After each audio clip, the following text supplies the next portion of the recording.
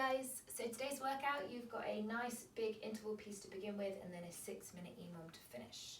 So looking at a fight gone bad style, so if you've done CrossFit for a little while you might be familiar with this. If not, what you're going to be completing is 5 rounds, so you spend a minute at each station and you're doing it for maximum repetitions. So you're doing a minute of double unders, a minute of shoulder to overhead, a minute of burpees, sumo deadlift high pulls, and then you get a full minute's rest in which to recover. So if you're counting your scores, guys, it would be a cumulative reps that you've done in those movements, which you then give in your minutes rest or write down in your minutes rest. And the idea is that you're going to try and keep those numbers consistent, but I do imagine there'll be a drop off knowing it and I've done fight gone bad before. It's tough, so do what you can on that one, guys. After that, your 6-minute EMOM, so you've got a single arm plank hold, a pike handstand shoulder tap, and then some seated pike flutters, which I'll take you through in a bit. Your warm-up, you're looking at 3 rounds of 10 alternating lunges and overhead reach, 10 squat and reach, 10 windscreen wipers, and then 10 single leg Romanian deadlift to knee raise. So starting off with those alternating lunge and reach, guys, just stepping it forward, and as that knee touches the ground, reach up and back, and then switch, and then just do the same on the other side. Just pause in that bottom position so that you get a nice big hip stretch. Then you're looking at that squat and reach, so down into the bottom of your squat, you place one arm on the inside of that knee and reach with the other arm up, and then switch and do the same on the other side, just staying down in the bottom of that squat. And it's just 10 of those reaches. The windscreen wipers, so depending on your core strength, guys, dependent on which variation you go for, so you're going to need a little bit of space. Laying down flat on the floor with your arms out to the side for a little bit of leverage. You can either do it with knees bent, which is slightly easier, so bringing the knees down to one side if you can. Try not to touch the floor, just keep it raised ever so slightly, and then switch.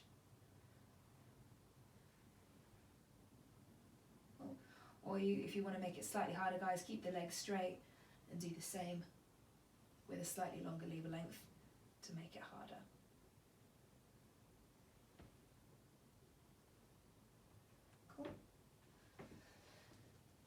Once you've done those, guys, you've got your single leg Romanian deadlift and knee raise. So one leg, you're going to send that weight back, touch the ground, and then bring that leg up in front. Cool. Try and keep the back straight as you go back and down, but I know balance might be a little bit of a factor for some of you guys. So just be careful you don't fall into anything if you're doing them. So maybe do 5 on one side and then switch and do 5 on the other. So 3 rounds of that, and then you're going into your main session. So minute max reps. So double unders if you can. If not, guys, you can look at single unders or you can go for your jumping jacks if you're inside. So as many as you can of those in a minute. You're then going onto your shoulder to overhead. So with whatever you've got at home. Dumbbell starts in that front rack position. Probably going to push press it, obviously depending on what weight you've got. If you've gone slightly lighter, you could just go for a strict press, just pressing it straight up. Obviously you can push press.